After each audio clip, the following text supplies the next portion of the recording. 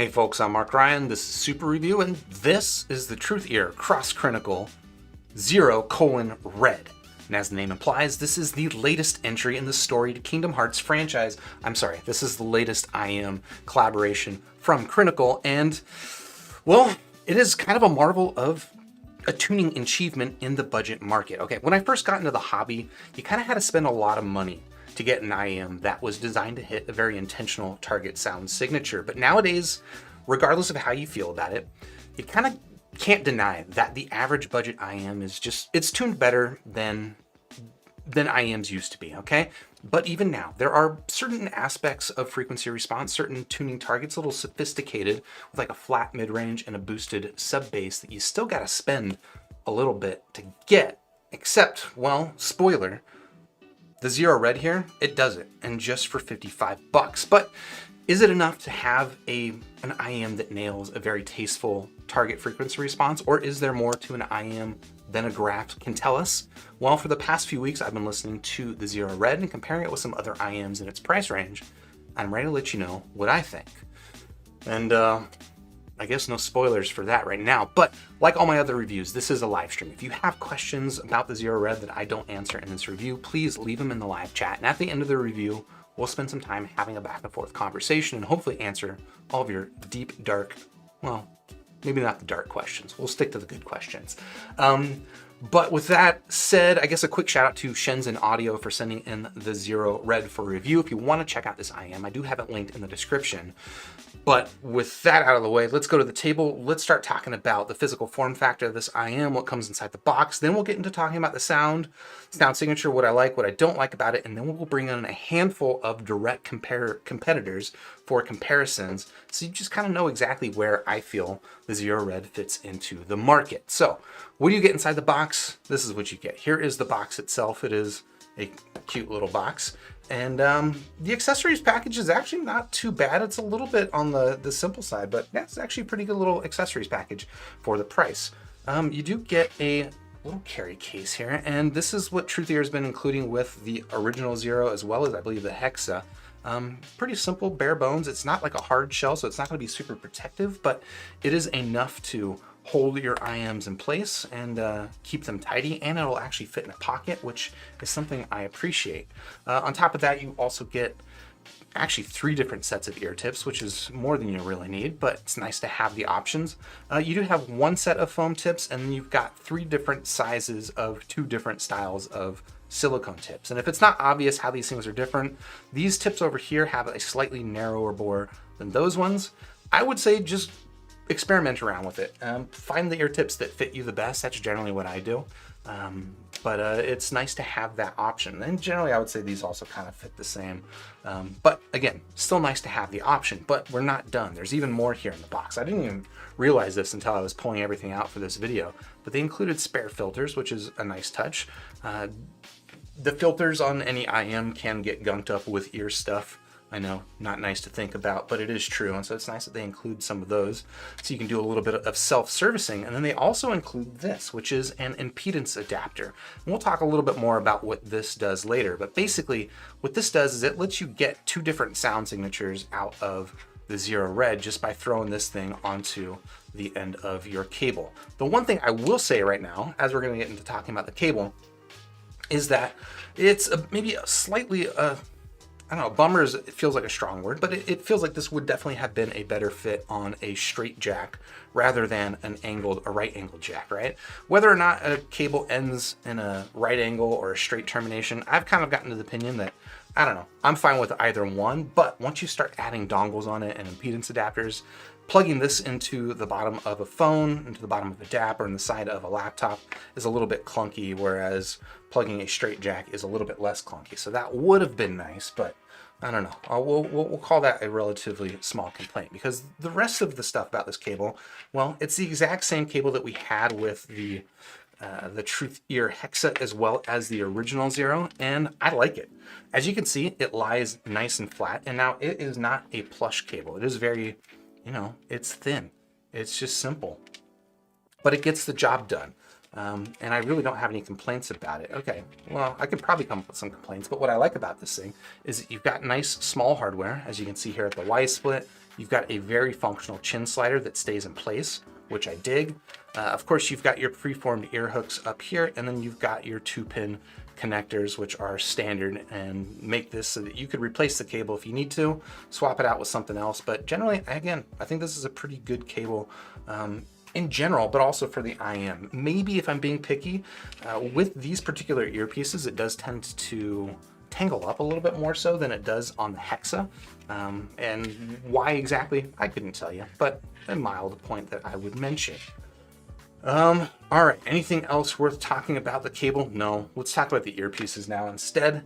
And as you can see, these earpieces are, well, if you're familiar with the last Zero, these are almost exactly the same earpieces. They've just changed out the panel on the outside. So rather than having a blue panel with a slightly different pattern, they've got this red panel with, well, this pattern. And I think it's, you know, it's a slight aesthetic twist, but it is kind of just a big slab of color that I feel like could use a little bit of something else. It's not a bad looking IM by any stretch of the imagination, but it is also just maybe a little bit on the plain side. It needs something, but without going too overboard. I know I'm being picky.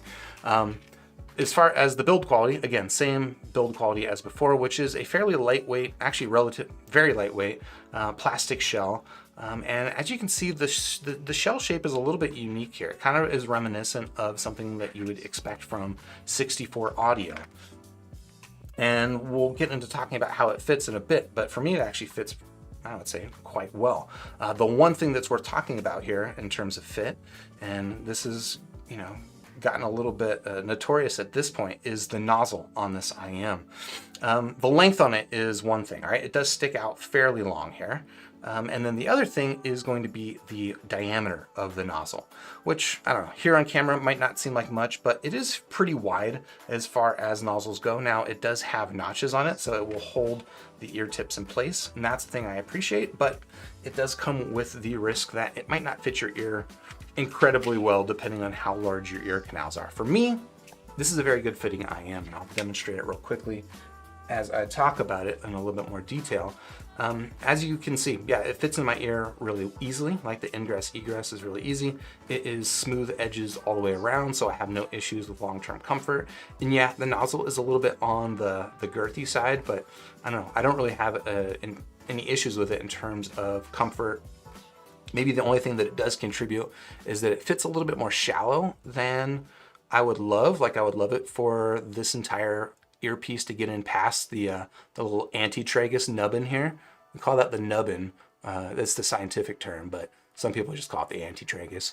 But yeah, I would love it if it would fit in a little bit past that. But I think partly because of the somewhat long nozzle and partly because of the fact that the nozzle is a little bit wide, it doesn't usually fit that deeply for me. But still, again, fit security on this thing is actually pretty solid. In fact, I would say this fit security is stronger on this than it is on a lot of just like single dynamic driver IMs, which is interesting. And I didn't even really talk about the driver config on this.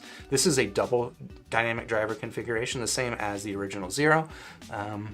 But the shell shape and design is kind of almost more like hybrid in its attempts. But yeah, generally I dig it. I dig the physical form factor here on the Zero Red. Again, if I'm being picky about it, it doesn't look like it could use a little bit something extra to make it a little more interesting looking.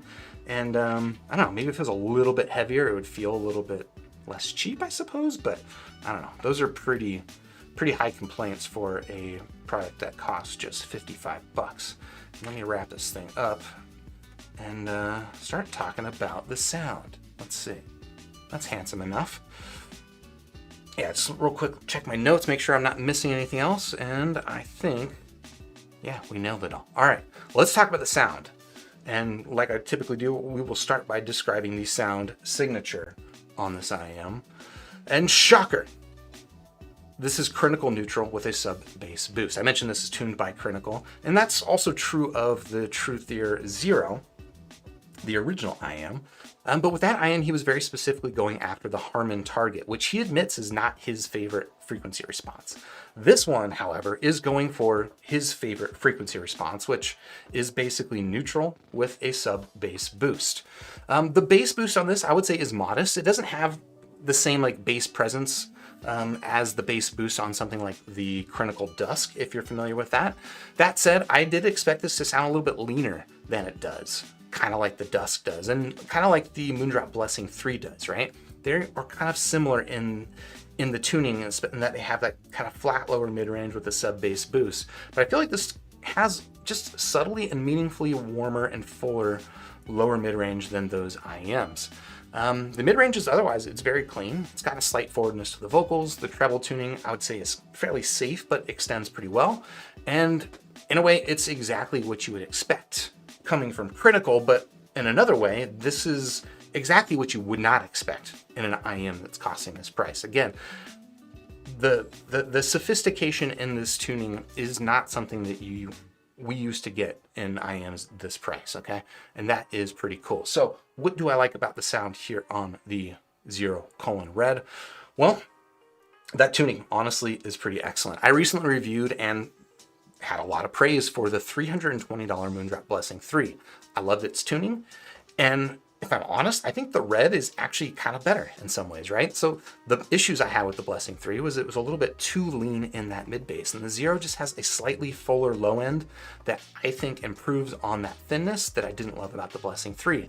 And as I mentioned, it's just a very sophisticated tune at this price range, which is stand out in its own.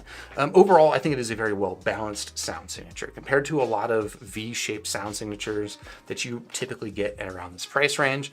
The mid-range is very, very well focused on this set, but it still has a pleasant bass presence that you can dial up with the impedance adapter if you choose. And I mentioned that it comes with this impedance adapter. Basically what this does is you plug this thing onto the bottom of your Truthear Red, and you get a very significant bass bump. I would say, yeah, speaking of it, I think this IEM honestly sounds good both with and without the impedance adapter. Without, I would describe it, again, as kind of a nice clean mid-range with a satisfying low-end punch.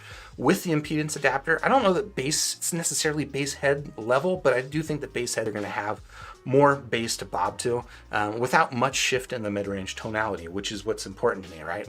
People that, like me, they're a little bit shy of having too much bass. The risk is that it impedes the rest of the mid-range, and I don't think you get that at all.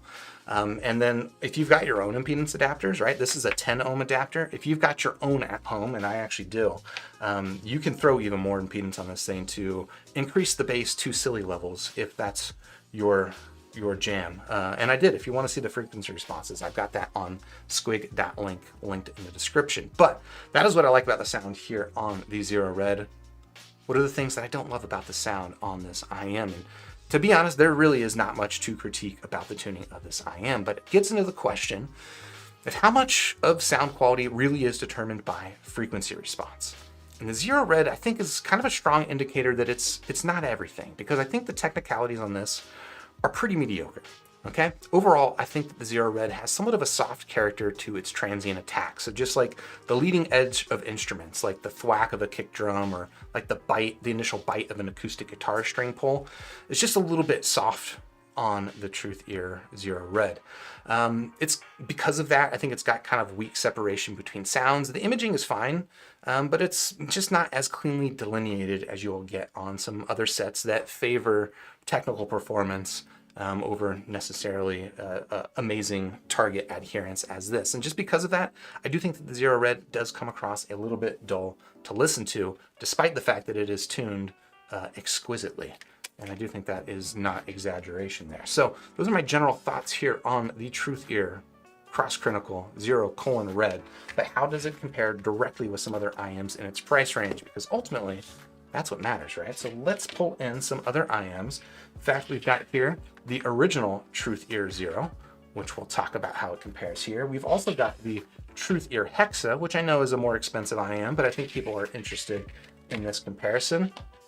Speaking of more expensive IEMs for comparison, I've got the Moondrop Aria, which I know a lot of people are familiar with, and I think this would be kind of a good reference point. But then just to keep things more fair, we've also got the Moondrop Land for comparison. So these are the IEMs that we will be talking about here. And yeah, so the Zero Red is $55 here on this table. It is a $5 upcharge over the original Zero, but still both of these I think are pretty competitively priced Let me Rudy wrap this thing and put it here for your viewing pleasure. Apologize for the delay. But yeah, the original Zero, also a double dynamic driver IM, $50, a little bit cheaper. The Moondrop LAN, it's actually just $40 and it's a single dynamic driver. The Moondrop Aria, also a single dynamic driver IM at $80. And then finally over here, we've got the Truthear Hexa, also $80, but for this one, it's actually a hybrid configuration. You've got 3 balanced armatures and 1 dynamic driver. So how do they compare in terms of sound signature? All right, Zero Red, like we just got done talking about, that is its raison d'etre. This thing is a tuning beast. This is neutral with sub-bass boost. It sounds a little bit warmer, fuller, and less contrasty than I might expect given its frequency response. And I think that maybe comes from just a little bit fuller of lower mid-range versus something like the Blessing 3. Again, I think this thing is pretty spot on. In comparison with the original Zero, this is effectively Harman neutral sound signature, which you could also just kind of describe as a tasteful V-shaped sound signature. It's got noticeably bigger bass, more forward vocals, especially in like the edginess of the vocals, and just overall gives it a more contrasty sound versus this, which is a little bit more on the mid-rangey side.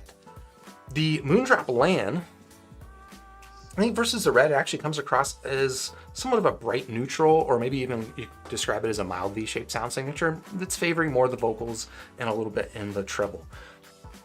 This is just more vocal forwardness, I think adds a little bit more contrasty sound to the LAN versus the Zero Red, whereas the Aria, I think is also kind of a mild V-shaped sound signature, but it's got more of a warm low end, right? So if the LAN is slightly V with a little bit of a bright tilt, the Aria is kind of the opposite. It's like a mild V-shaped sound signature with a warm tilt. So it's got a thicker bass, fuller lower end, and more pulled back and more relaxed upper mid-range is where you would expect the vocals to lie.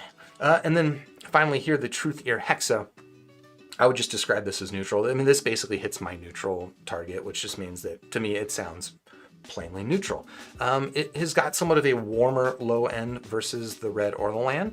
It's a little bit low on macro contrast, so where I described like this one especially, both of these are fairly contrasty. This one's a little bit low on that kind of big macro contrast, but it does a pretty good job with the micro contrast because the treble is very well extended here on the Hexa. So that's kind of the general lay of the land. Like which one of those is better is really going to depend on your personal preferences. Now, my personal preference, the Hexa is, again, it nailed my target, so I'm biased there. This is my preference for sound signature. But if you want something with a little bit more distinct of a bass boost, you're gonna the Zero Red is a nice little change there, whereas the original Zero is just a lot more bass and a lot more vocals to give you a more contrasty sound. And then these are just kind of there with what I described, yeah. So now how do they compare in terms of technical performance? Which is where, again, I said the Zero Red is not its strength. I think the Zero Red has relatively soft transients, which just kind of gives you a smoothed over textures. I think it's also gives you average imaging width, which average is not necessarily bad, but it is, somewhat lackluster in comparison to the quality of its tune. The bass has a decent punch, but it's not super incisive, and again, the technical qualities of this IM are really not where its strengths are, which is interesting because comparing it with the original Zero, I would say also not like a technical standout, but I think because you have that more contrasty sound, it gives the sense of just more separation between the sounds, a wider stereo image, and even sharper transients. It can sound maybe a little bit loose at times, but I think it's pretty fun and a little bit more engaging in the technical department than the new Zero Red is because of that. The LAN is actually, I don't know, I haven't listened to this honestly in a while until I started doing this comparison, and it is surprisingly tight and controlled. It's got just enough treble bite to add some nice definition to transients, and the bass is super polite, but it has a nice, decent, a little cute punch to it that I find actually pretty surprisingly satisfying. In comparison, the Aura, I think the bass attack on this one, again, this one's like tuned more toward the bass, but I think that the bass attack on this one is just a little bit soft and pillowy. And the elevation of that also just kind of affects the rest of the sound, makes it a little bit stuffy, somewhat below average in terms of image separation. But honestly, I think that these two, the Aria and the Zero Red, while they're very different in terms of their tuning and technicalities and technical performances, they're actually kind of similar So if you're familiar with that, you're probably going to be pretty familiar with the technicals here on the Zero Red. And that'll bring us to the Hexa, which again, maybe this isn't a fair comparison because of the price, but I think that the imaging on this is pretty decent. It's good with the finer details in music. Again, I mentioned that extended treble contributing to the micro contrast. So it's good with like detailed texture and stuff like that. It's not going to wow you with, stage width or incisiveness or anything like that, but it is subtly very, very, very good. If I were to rank these in terms of technical performance, this is a little bit easier. I would say that the Hexa would be my preference for sure. I'd actually say that the LAN would probably be next best. And then following up behind that would be the Zero, and then these two are kind of pulling up the rear in terms of the technical performance, just in terms of that engagement factor. And then finally, let's talk about how these things compare in terms of form factor. Well, the Zero Red we just got done talking about, a lightweight plastic shell that, it doesn't feel or look particularly outstanding, but it actually does fit surprisingly well. Just be warned about that nozzle, which could be an issue for you. For me, it's actually perfectly fine. And that is ditto, exactly the same here for the original Zero.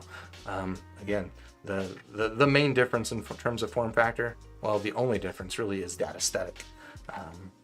So there you go. The LAN, in contrast, you've got these nice small shells, which are actually all metal. I think this thing is actually pretty surprisingly handsome. It's kind of a mature look and a really excellent cable. I haven't unwound these cables, but look, this is the Moondrop SSR cable, just with a little bit of extra class on it, and I dig it a lot. So yeah, I generally quite like the form factor here on the LAN. The Aria, I think, has also got kind of a handsome, minimal look to it. It's also got a metal shell on it, but I have seen more issues with this thing in terms of longevity. Maybe it's just the paint in certain humid environments. Here, as you can see, as I don't use mine a ton, it has held up quite well. The fit, though, on this thing is not super stable. I mentioned the Zero fitting better than your average dynamic driver IM, and this is your average dynamic driver IM, where fit, it's perfectly comfortable, it's fine in terms of that, but in terms of fit stability, I think it's a little bit weak here on the Aria. And then the other thing that is worth pointing out is a little bit weak is the cable, which I actually don't mind the aesthetic on it, but if you can't tell, this is a cloth covered cable. It's a little bit memory prone, and I have seen it, I don't know, fall apart in kind of spectacular fashion for some people, depending on how they wrap it. So if you've got an Aria and you haven't already ruined it, please do be roadie wrapping your cable to make sure that it does not fall apart in spectacular fashion, as mentioned. And that will finally bring us into the Truthear Hexa, which is actually using the exact same cable as we see here on the less expensive Zero Red. As far as the earpieces, I think these are actually, I don't know, it's very simple. I mentioned that the Zero Red looks a little bit plain, and you would think that an all black shell is maybe even plainer, but just having that, these subtle edges to it, these angles, and then that slight difference in angle there, I think it's handsome, right? I mentioned you don't need a lot to make to break up the monotony of a design like this. Just a little subtle touch, like adding a screw on the outside and a little angle, I think really does help the Hexa look pretty next level. In terms of build quality, you have a metal shell on the outside here, and you've got these solid resin shells here. In terms of fit and comfort, this thing actually fits a little bit small. If you can see here versus the Zero Red, I would describe this as kind of a medium, maybe a slightly medium large, but we'll call that medium-ish. This I would call kind of a medium small. It might not seem, I don't know, maybe you can tell a little bit there the difference, but really the difference is felt a lot when you put them in your ears. And I really do find the comfort on this IM quite good. I love the build quality here on the Hexa. So that is going to do it for my thoughts here on the Truthear Cross Crinacle Zero Red. And look, if you're after an IM that is nailing a very sophisticated frequency response target under $100, look, you've got like the Hexa, I think is very, very good. But in a lot of ways, this is kind of more sophisticated. And yeah, if you're looking for the most technical performer, I think there are other options out there. But overall, I think this is a very, very solid IM. If you want to check it out, well, I've got it linked in the description. And oh yeah, it's a 4-star out of 5. Yeah, check it out. I've got it linked in the description. And while you're down there, if you found this review helpful, If you're having a good time, please hit the like button, subscribe to the channel, ding the YouTube bell, and join me on Discord. You know, I'm about to stick around and have a chat with the people here live. But if you have any questions that I don't get to, or you just want to continue the conversation in between streams, join me on Discord, linked in the description. And otherwise, I'll catch you on the next super review. Have a good week.